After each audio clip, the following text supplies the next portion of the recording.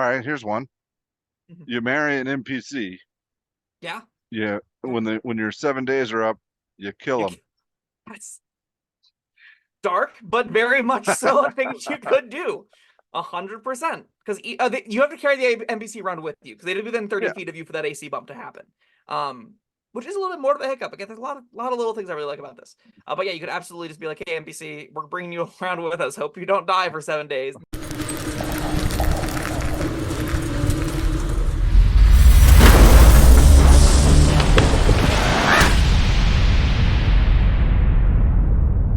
Hello, friends. Robert Bevan here, author of the Caverns Creatures series of comedy, fantasy novels, and short stories. With me is Sam West, and today we're talking about the spell Ceremony.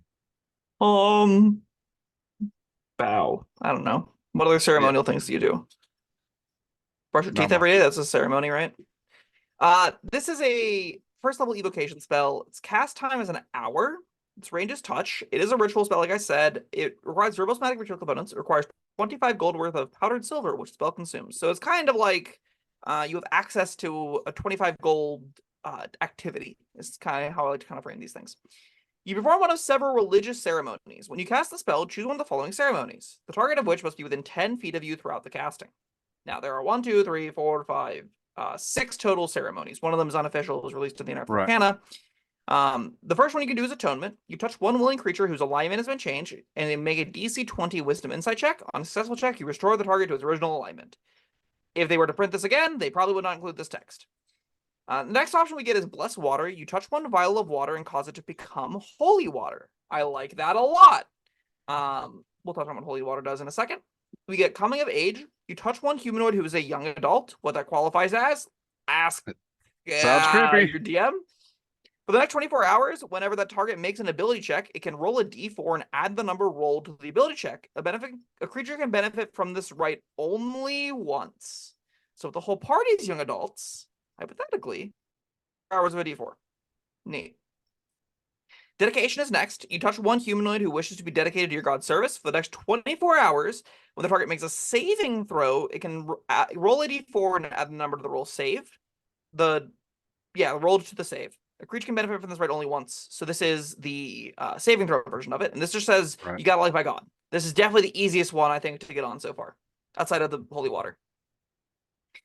Next, we have this feudal roller, right? You touch a corpse, and for the next 7 days, it can't become undead by any means except short of a wish spell, which is basically you gentle repose with extra steps. So hey, now you have even less reason to cast gentle repose. And now finally, the one that I love the most, we have wedding. You touch adult humanoids willing to be bonded together in marriage. For the next 7 days, each target gains +2 to AC while they are within 30 feet of each other. Creature can benefit from this right only can only be benefited from again only if widowed, which means death occurs. Yes. I love this spell. I love this spell a lot.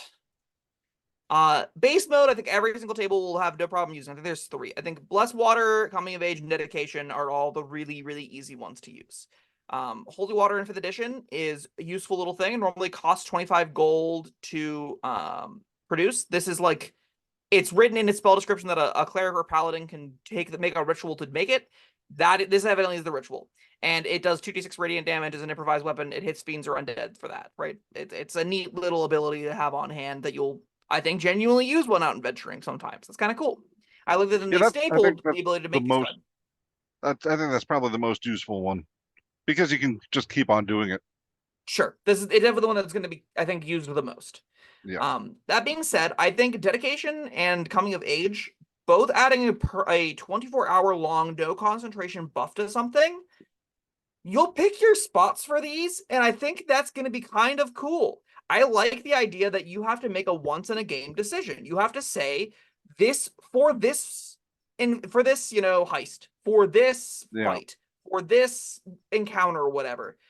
This is where we will give you the coming of age, the dedication stuff. This is where we're going to give you the D4 buffs to things. And that's kind of novel, right? Especially because it costs just 25 gold and a ritual spell that you can prepare. Yeah, but neat, I mean, right? like, or you could just use like guidance or resistance. This stacks. It does it? Yeah. All right. So now you can have someone getting the guidance D4 and this D4, right? That's pretty cool. Are you sure it stacks? Because that it feels like one of those things like it's the same thing you're getting.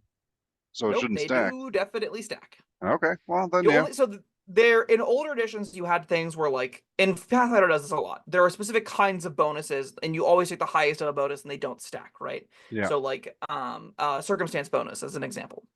Dungeons and Dragons 5th edition threw all that in the garbage. They said the only thing that doesn't stack is advantage. Everything else you stack on as you'd expect for the most part, right? Advan- I'm certain there are rules like you can't have the same effect stack on top of itself. Same spell specifically. That is a Okay. rule. You can't have like multiple instances of the same magical spell affect a character. Other buffs, though, other numeric buffs, there is no such thing. It's why you get to add a whole bunch of crap to an archery attack roll, right? It's why you can add a bunch of miscellaneous modifiers if you can find them to whatever you get. It's why you can add bardic inspiration on top of guidance, right? Those things are different Well, effects altering a spell's roll, and this is a different effect altering a spell's or a ability check, right? sure. I'm confident that it is the case. Comment down below. Let us know what other things in this game don't stack outside of temporary hit points and same spells that would modify a character. I like both those a lot. Now, the one I also like a lot that's going to be table dependent. It depends on how close you are with your friends. Is wedding. I love conceptually the whole table gets married for a fight. I think that's really funny, where everyone just goes, "Hey, I know we may not all love each other equally, but for today, we need to get a +2 bonus to AC, so we all have to get hitched."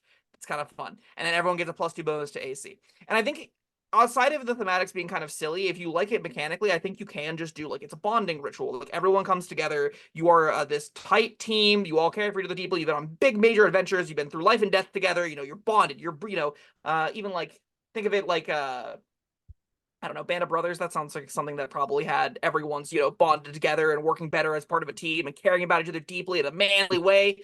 You can Not flavor this married. to be that. Yeah. You can flavor this to be that kind of connection, Right. right? It's a ceremony of bonding is the end of it.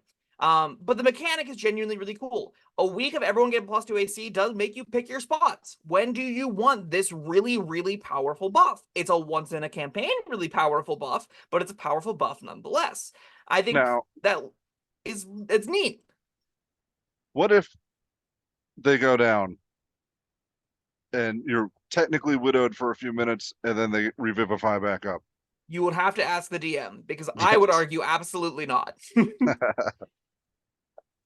I would also say all of your spouses must be dead because it's inclusive to all. You can have polyamory be a part of this. You can just be marry the whole party together. And then everyone's getting +2 bonus AT while they're in 30 feet of each other. But then if only one of them dies, I'd be like, absolutely not. You still have spouses. You're not widowed yet. You have to keep trying.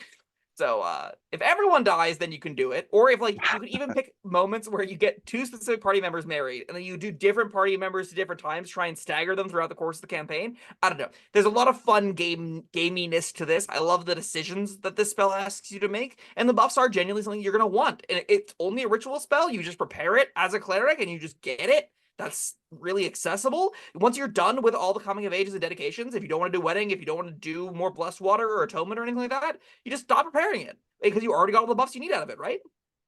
Sure. All right, here's one. You marry an NPC. Yeah. Yeah, when your 7 days are up, you kill them. That's dark, but very much so a thing you could do. 100%. Because you have to carry the NPC around with you because they live within 30 Yeah. feet of you for that AC bump to happen. Which is a little bit more of a hiccup. Again, there's a lot of little things I really like about this. But yeah, you could absolutely just be like, hey, NPC, we're bringing you around with us. Hope you don't die for 7 days. And they go, I got +2 AC. I'll be fine. And then the week ends and there's just like a dark storm and the lightning cracks across the window and you see an axe murderer at the front door. Like, yeah, sure. This definitely is going to be a part of that. We keep talking about the AC stacking Yes.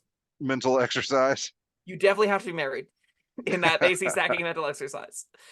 In any case, have I turned? I know I came into this loving it a spell. Have I made you any more a fan of it? I was already okay with it. I'm still okay with it. I don't think I'm as excited about it as you are, but it's fun. It's cute. I think dedication is my favorite element of it. I love the idea of I can give you a bonus D4 for 24 hours if you pledge to my god's service. And that's a once in a lifetime kind of thing. And it's really easy. It'll fit in most tables. There's not even like weird flavor grounds or emotional grounds on it. There's not any like loaded verbiage. It's just a thing you can do as a game mechanic. And that's a fun game mechanic that I like a lot. I think I'm going to give this thing a 4 out of 5. I think it genuinely has some Wow. potential real power baked in. Plus 2 AC to the whole party is pretty good, right? Yeah, That's pretty for good. for a week. But Yeah, but it's for the encounters that matter. That's gross, and you don't need it beyond that, right? Like you yeah, just stop preparing it whenever the effects wear off. that's true. Um, but yeah, it is limited. I mean, unless you have a bunch of disposable spouses that you're only getting the benefit once. And Sure. I'm gonna give it a 3. You're getting all these benefits at least once and can make holy water. Like there are a lot of things Yeah, happening here, but sure, 3 is fine. yeah. I think a Safe. lot of tables aren't going to engage with this that much, and I would recommend if you're playing a cleric, try to find ways to use as many of these modes on as many party members as you can, because it is just value. If you're just never using it, you're leaving power on the table. You might as well find 25 gold in your pocket and make someone get a bonus D4 for one adventure. There's value, there's power, and there's fun to be had there. Especially with the weddings. Yes. It also it's Ah, funny because the more people that get married, they all have to be within 30 feet for the benefit. So like you do have to like figure out, all right, the rogue's gonna go off on his own. Screw him. We're not getting married to the rogue. But the other 3 of us, we can get hitched, so we get the AC and he'll go off doing his own thing. Very fun stuff. all right. Well, that was ceremony. Good times. Thank you, Sam, and thank you everyone for joining us. Let us know your thoughts on ceremony down in the comments section below. Like and subscribe, and we'll see you next time. Goodbye.